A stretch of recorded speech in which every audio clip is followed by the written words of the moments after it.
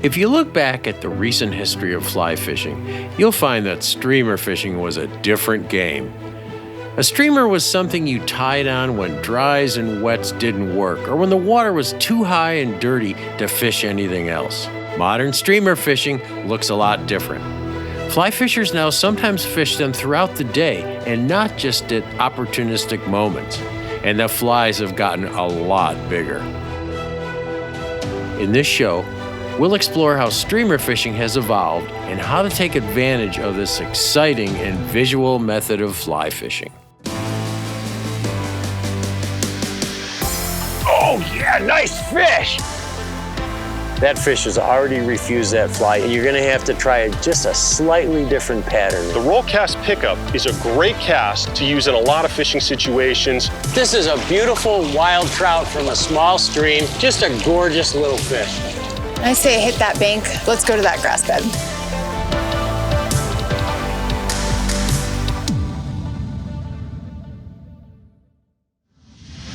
The Orvis Guide to Fly Fishing is supported by Orvis Fly Fishing,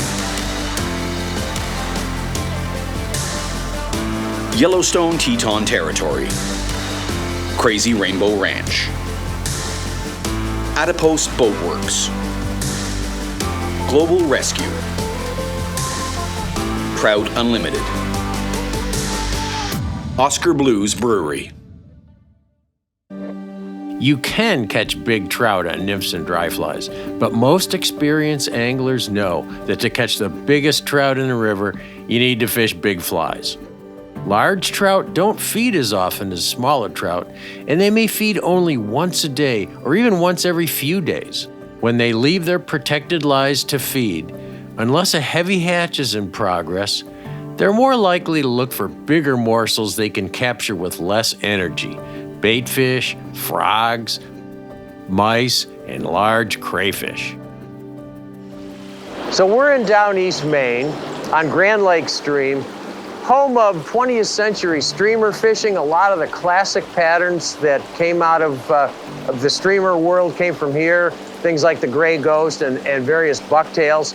Some of these flies were designed to be cast in rivers, but a traditional way to fish streamers is also to troll them behind a slow-moving canoe. Although these flies are still effective nearly anywhere, we've come a long way in streamer development with many exciting new fly patterns and techniques. So you wouldn't think in 44-degree water that a fish would come up for something, especially something as big as a streamer. But I had thrown a streamer into that fast water earlier. As soon as it hit the water, fish came up and rolled on it and didn't take it. And then I fished and fished and fished and didn't catch anything. So I came up here to this faster water, which common sense tells you that there shouldn't be fish in here when water's this cold. They should be in the deep, slow water. But sure enough, there was this pretty brook trout up there that ate a good-sized streamer. God, look at those spots. Fly tyers and anglers in Michigan and the Rockies have, in the past 20 years, modified the size, shape, and action of streamers to better imitate larger food sources, and in some cases have just developed flies that are nothing more than modified versions of spin lures. Large wild trout have been known to eat 7-inch stock trout, and in some rivers, it's a primary source of food for them. So we know the traditional 2 to 3-inch trout streamer can be improved upon. There are times when a smaller streamer just does not trigger the aggression or meet the calorie need of a large, hungry trout. To get these big, enticing streamers, tyers often use long, flowing materials like marabou and rabbit fur. And to get the length needed, they often make articulated patterns that incorporate a hook on a trailing stinger to take advantage of short strikes. Streamer fishing is so exciting, it's so visual, and it's violent, but it isn't always on. You would think you could just throw a streamer out here and a big brown trout, if he's around, would just jump on it, but that's not the case. Some days the streamer bite is on, some days it's not. Luckily, today the streamer bite is on for us. In order to effectively fish streamers in rivers or lakes, it's important to use the right fly line, or at least a modification of your line. If you fish big, deep rivers or those with a heavy flow, you'll need to go beyond your standard floating line, especially because many of these modern streamers use deer hair heads which buoy the fly up in the water. And many modern techniques call for using an unweighted or neutrally buoyant fly on a sinking line to be most effective. The quickest and easiest way to fish a sinking line is to attach a sinking poly leader to your floating fly line. You then just add a 3-foot piece of 2X or 1X tippet to the sinking section to turn your floating line into a sink tip line. So we've been fishing a bunch of fairly shallow channels this morning, and we're going down into some deeper section of river with some deeper holes. And I've been using just a floating line with a weighted fly, and that's been fine. We've got some fish. But I'm gonna need to get deeper now, and I don't really wanna switch lines, so there's an easy solution, is to take a poly leader, sinking poly leader, and put it on the end of your floating line. So I'm gonna rig that up now. These sinking poly leaders are 7 feet of high density fly line, so it sinks very quickly, and it's tapered, so it casts like a fly line. So all I'm gonna do is loop this onto my floating line, and then at the tippet end, you don't need a tapered leader or anything. All I do is I put a bimini twist in a piece of 1X, 2X fluorocarbon, and it's just level. You don't want a tapered leader because you want this thing to stay down low when you're stripping it in. So the bimini twist gives you a little bit of extra strength at your knot connection. It also gives you a little bit of a taper on your tippet. You normally streamer fish with a streamer line or with a floating line? You know, I usually use a floating line, and I put those poly leaders on if I want to get deeper. Yeah, poly leaders are awesome. Yeah, they're just, I mean, I don't think I own a sink tip anymore. And if it's really heavy, I seldom with trout, but if it's really heavy water, I'll put on a depth charge. Yeah. Ooh, there's a fish. There he is. Oh, good one too. Not a bad one at all. Switching to that sinking line. Yep, get it down in front of him. Yeah, that's a good fish. I've noticed sometimes when they get lazy, they'll watch those things swim over their head, but if they don't swim right in front of their face. Oh, what is he, stuck on something? No, he's just he's strong. big. They're just strong. Super strong. Oh, that's a nice fish. Hey, stay wow. out. They don't like the world coming down on them. Whoa, man. Here I go. Okay, Whoa. there you go. All right. Woo. Good job. Good job.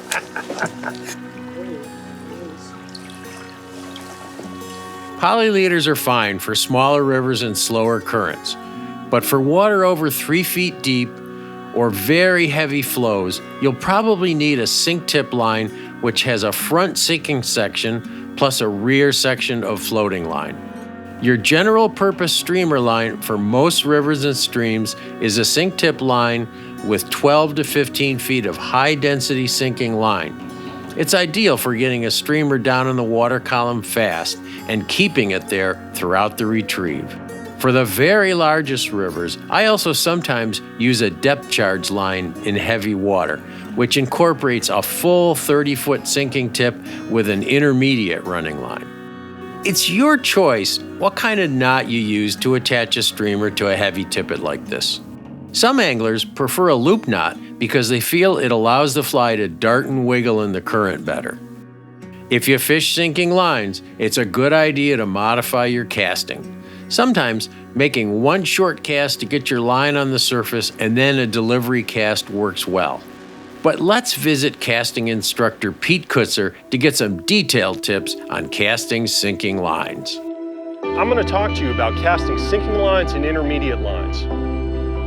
When I make a cast, if I want to get a tighter loop, I like to stop right around eye level. Hi, I'm Pete Kutzer with the Orvis Fly Fishing Schools.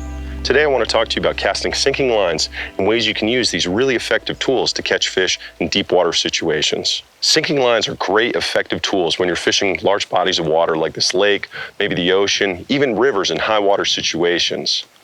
With these sinking lines, though, they do provide a challenge. When we cast that line out onto the water and it starts to get down deeper and deeper in the water column, we can't pick that line out back off the water to reset and make another cast. So we have to do a couple things. We can either strip this line in, get to that shorter length of line, and then start to false cast this line out, back out to our target, or we can do that roll cast pickup. Strip it into a moderate length, make a roll cast, then we can pick it up and shoot it back out. When we're fishing with these sinking lines and we have a large fly on, or even a small fly, we do have to open up our loop a little bit. We want to open up that loop just a little bit using what's called a constant tension cast or a Belgium cast. We're going to make a lower back cast, bring a rod up, and then make a high overhead forward cast. This constant tension cast keeps that line under tension, like its name says, and allows us to get that fly out there with a lot less effort and gets us right on target. I'll make a low angle back cast, bring the rod up over the top, and it keeps everything nice and easy so we can deliver that fly out to our target. Low angle back cast, over the head forward cast. Low angle back cast, over the head forward cast. That constant tension, keeping that leader nice and straight, is going to help get that fly out there with a lot less effort when we're using sinking lines.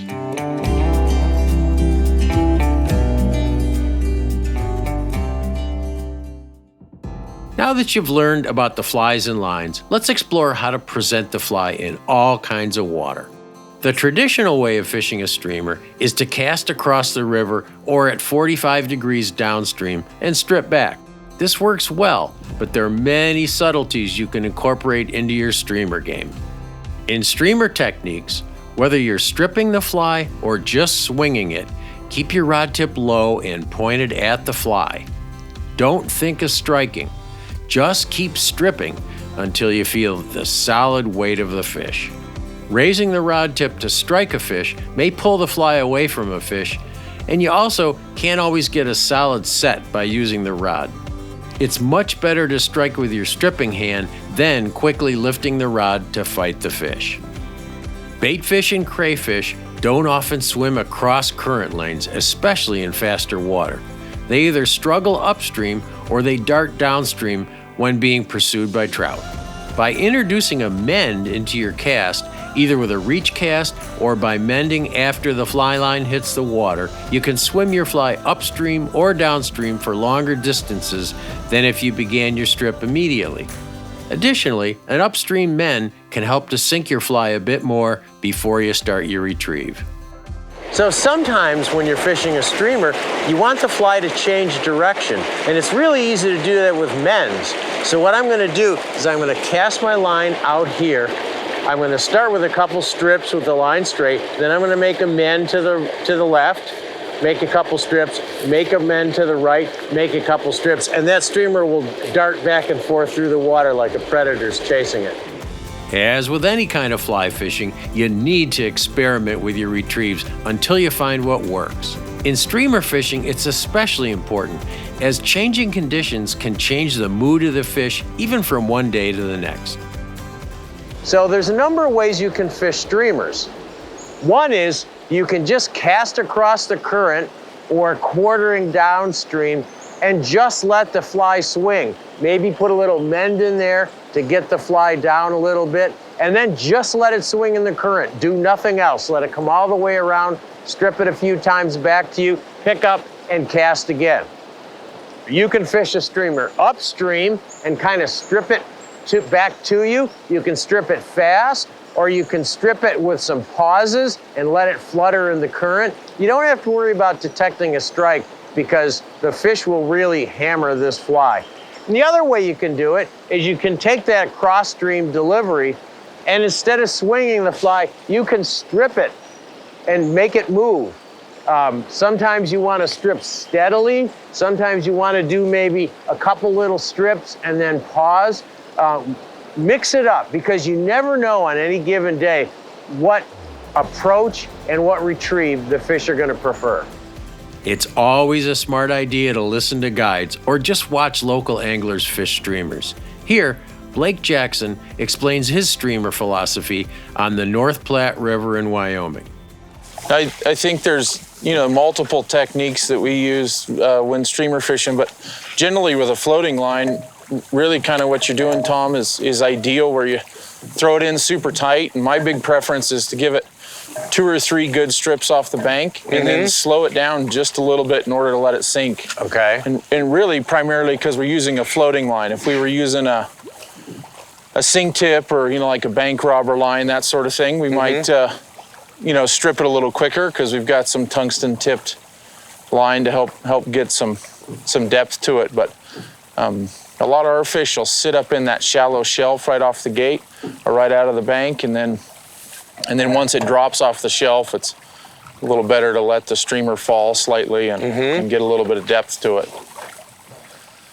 And I'm also a big fan of mending it if need be. I think a lot of folks don't, a lot of anglers don't think about mending a streamer line, but you can often get, a big downstream loop to it that'll accelerate it to a point, not allowing the streamer to sink a little bit. And downstream loop throws it parallel to the bank?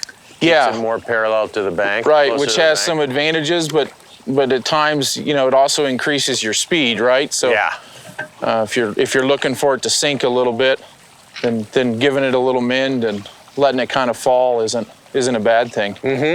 And I've been doing more and more kind of vertical streamer fishing, if that makes sense, right? I mean, I think any fishing is a continuous learning process, but letting it fall a little bit and think more like you were jigging a streamer off the bank, where you let it fall off the shelf and get some depth and then give it some movement. Often I see a weird evolution in streamer fishing where someone's pretty good at it when they're not really good at it, because they're so erratic and variant at times, right? And then they get kind of used to it and they get smooth and consistent and even. And in a fishery like this, where we really don't have sculpins or bait minnows that are real erratic in nature, generally our fish are eating it as a wounded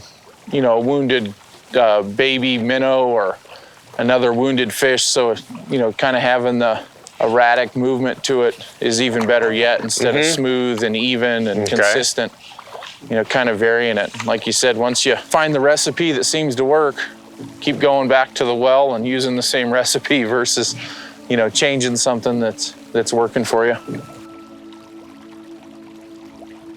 Ooh. Oh, nice. That looks like a brown. Maybe not. No, I don't think rainbow. so. Rainbow. Dang, the bob's minnows freaking turned up. That's That's an effective deal there. yeah.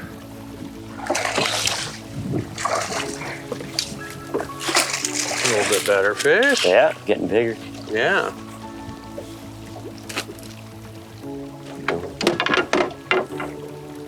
Speed.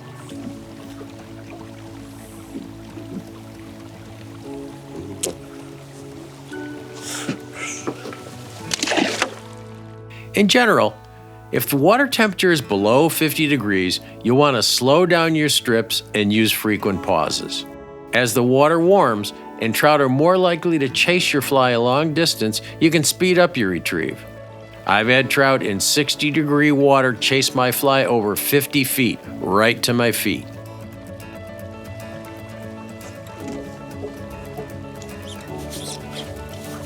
There's a fish. Yes. On the streamer.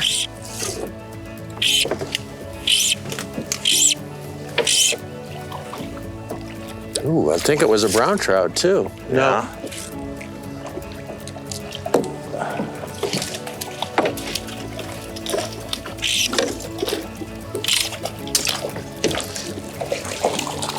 Good job. Good job.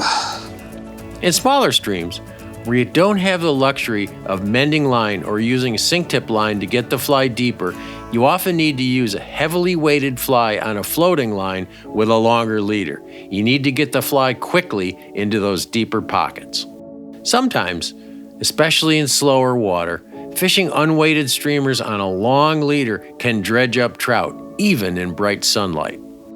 You know, you don't always want to just throw a streamer to the bank and rip it back to you, even from a drift boat. There are times when the fish aren't on the banks, or the fish are deeper, or it's bright sunlight, and it's just not going to work. So you got to have a few other things in your bag of tricks, like dead drifting a streamer, fishing it deeper and slowly with just a little bit of motion. So to do this, you need a weighted streamer and maybe 2 weighted streamers, or a weighted streamer and a split shot, or 2 weighted streamers and a split shot. You need to get down. And it's easiest in most water, believe it or not, with a floating line. You want a floating line with a relatively long leader, maybe 9 to 12 feet long, so that you can get those flies down. You have a lot of control with a floating line, and you can manipulate those flies a lot easier with a floating line, and you can see your strikes better.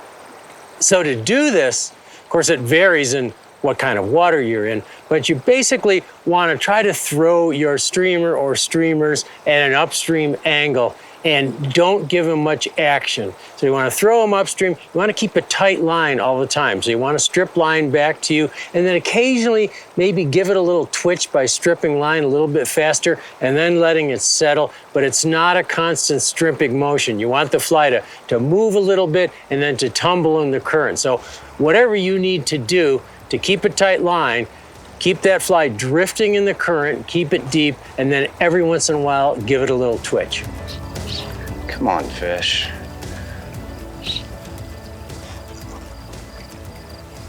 Oh, there's one. There it is.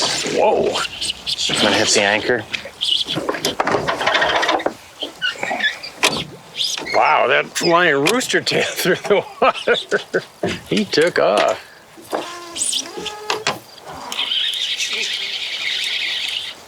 Oh, jump. Gonna be another jump too, I think. Maybe another jump.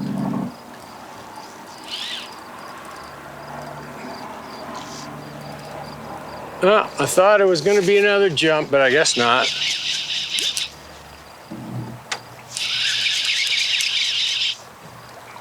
It's not a huge fish, just got a lot of spunk.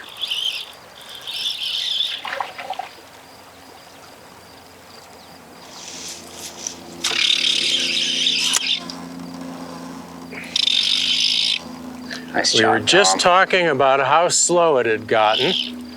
Tough fishing streamers in the middle of a bright sunny day.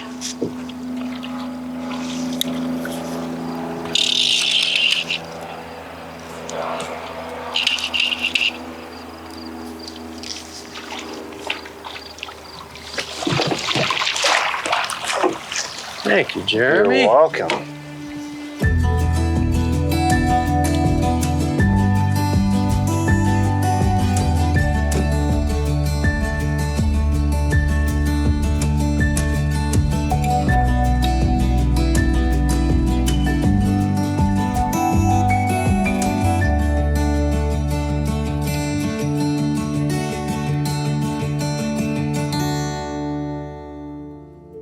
You can fish streamers at short distances using a modified Euro nymphing technique. None of your fly line touches the water, so it helps to have a long leader, over 12 feet long, and a longer rod to keep fly line off the water.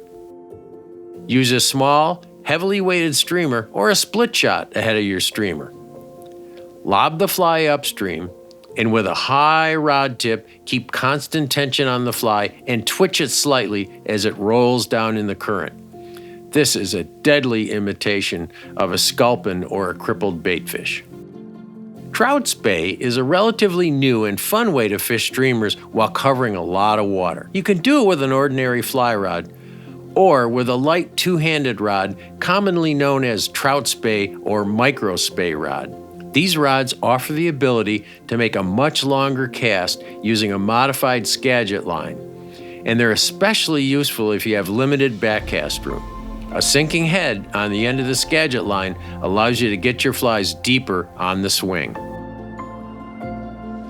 Sometimes when you're trying to do this, you have your back against the stream and you can't make a back cast. So you're forced to roll cast.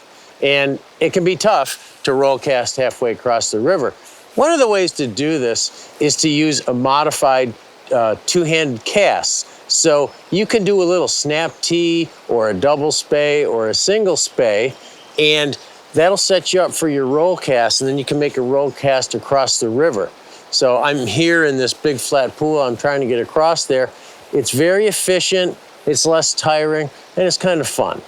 It's not going to be as pretty as with a two-handed rod because you don't have that length and that slower rod, but it works pretty well. You can swing the fly just like you would for salmon or steelhead, or you can introduce short pulses with the rod tip or with your stripping hand to move the fly. Swinging streamers is so much fun, and some days you have your heart set on it, but they don't always produce, so you have to adjust and get over it.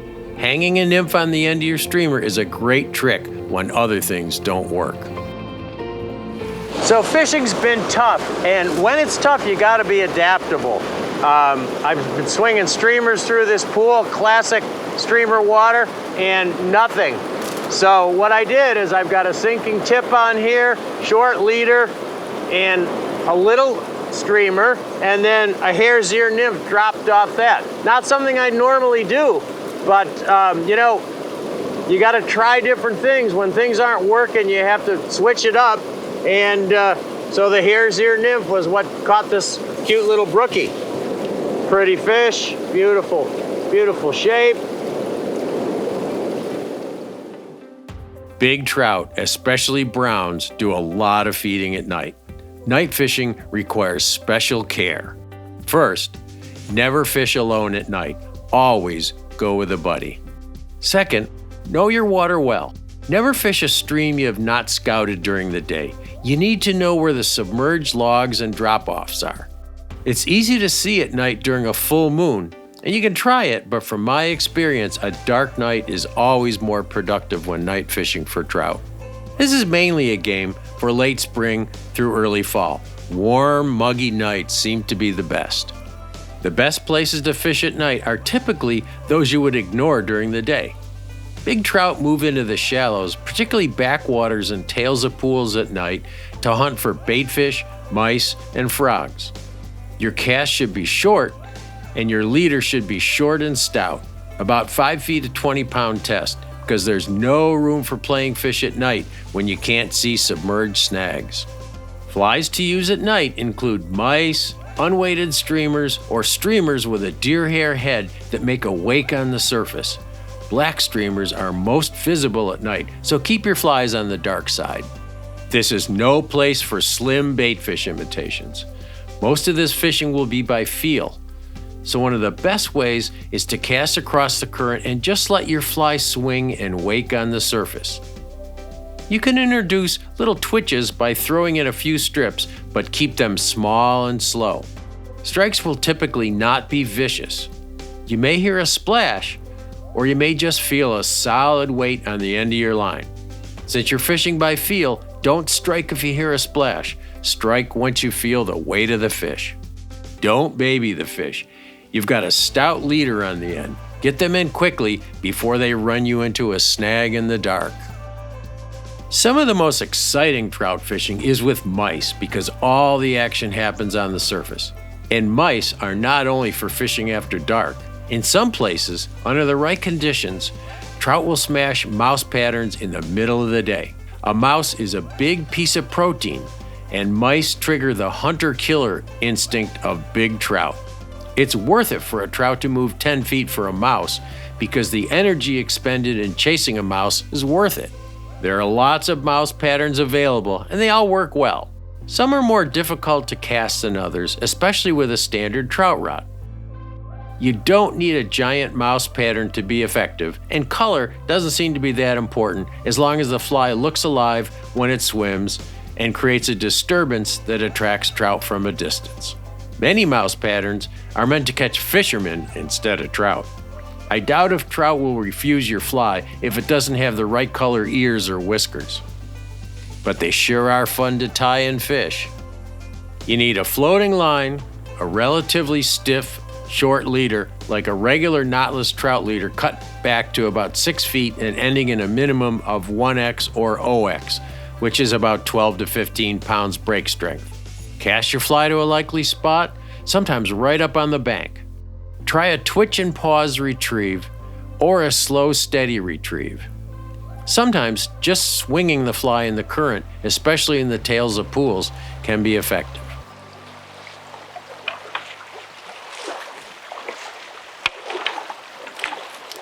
Oh, broke off. So I did something really stupid there. I just broke off a fish. And what happened was, had caught a nice fish a couple casts before, hooked another fish, put a little pressure on it, and the tippet snapped in the middle of the tippet. They're big fish, there's a lot of rocks, and they're pretty abrasive. I wasn't smart enough to check my leader after that fish.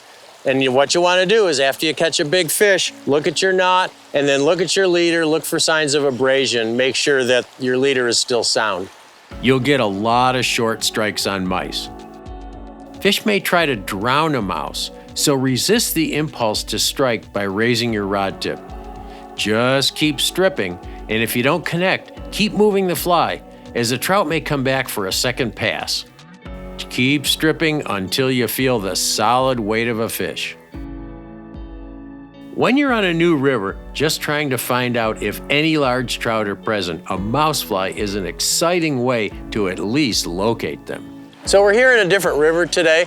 It's the outlet of a lake, and it's, as you can see, it's wider, shallower, but there's a central current out here where it's deeper, where we think the trout are. Not knowing anything else, I'm gonna start out with a mousefly, see what happens.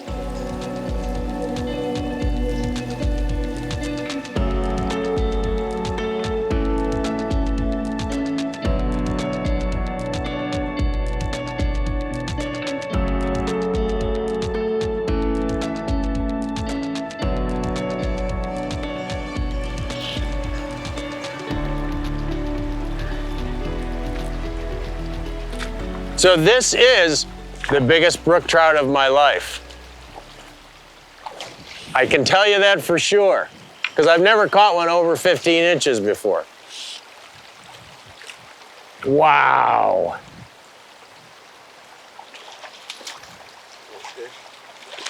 Okay, wow. Oh my God. Look at those colors.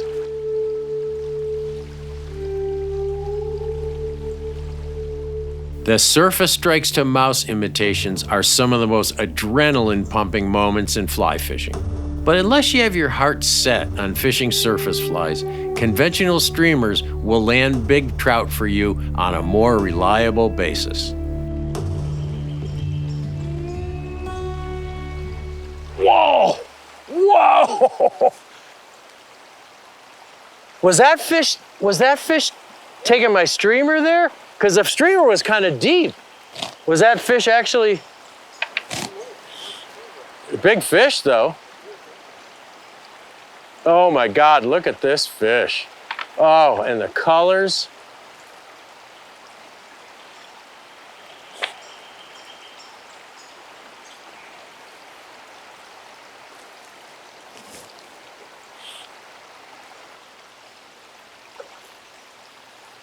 Whoa!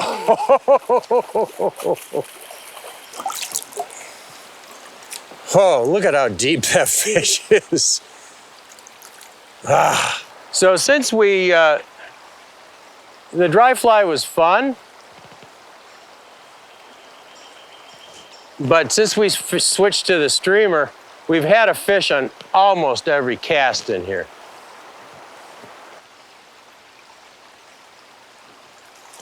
Oh, Jesus! Oh my God. I've never seen a brook trout jump like that. We're going. We're going for a ride. You can get him in here, I think, before he gets. Walk up to him. Wow! Woo! So this is definitely the biggest brook trout of my life. Emil, how much does that fish weigh, do you think? Say maybe about 6.5. 6.5 pounds, wow.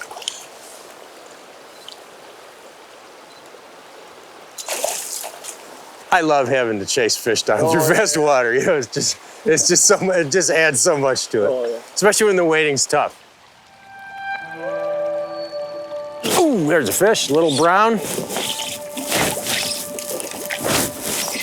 That way she'll turn over tight in these bushes, you know?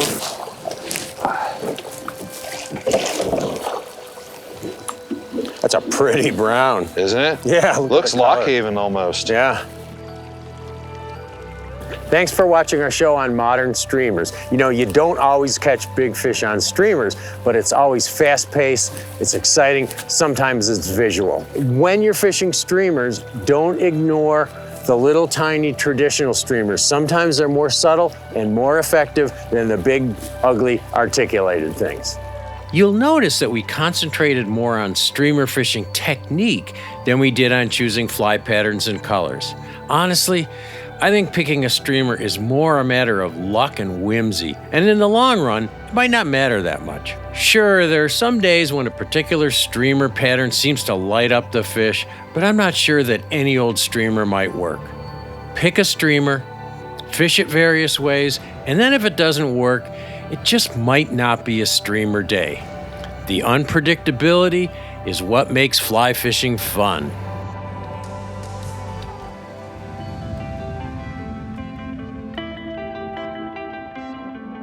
The Orvis Guide to Fly Fishing is supported by Orvis Fly Fishing,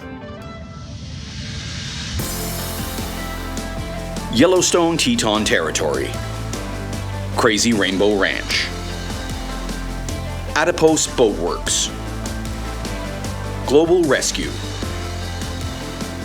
Trout Unlimited, Oscar Blues Brewery.